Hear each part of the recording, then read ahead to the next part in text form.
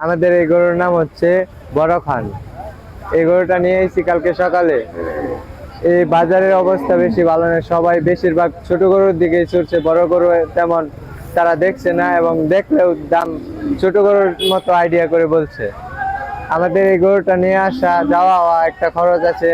তারা যদি এভাবে ছোট গরুর দিকে ছুটে তাহলে বড় গরু যারা নিয়ে আসছে তারা ব্যবসায়ী অনেক লস করে যাবে।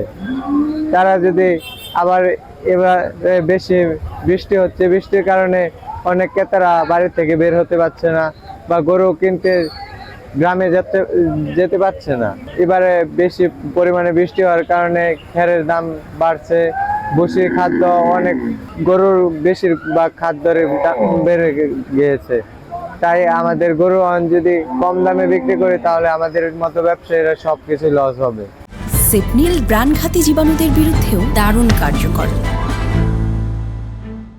অনেক খরচা গেছে, এসব আটকা হন দিয়ে বেসা নাকি গরু দেখতেছি যদি মনের মতো দামের সাথে মিলে যায় তাহলে ইনশাল্লাহ একটা গরু কিনবো, এই নিয়তে আসছি।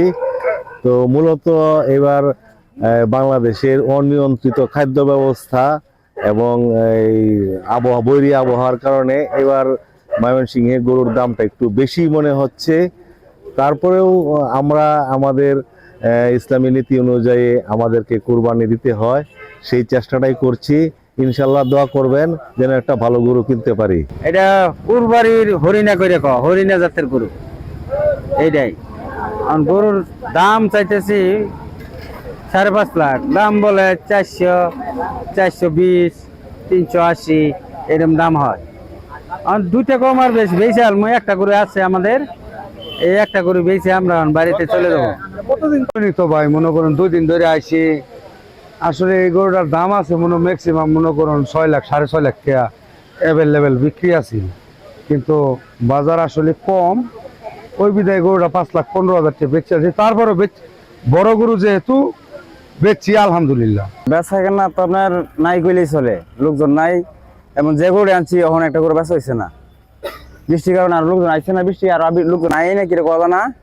তবে আশা আছি বেচা যায় নাকি হাটটা, খাওয়া দাম বেশি, এমনি সমস্যা।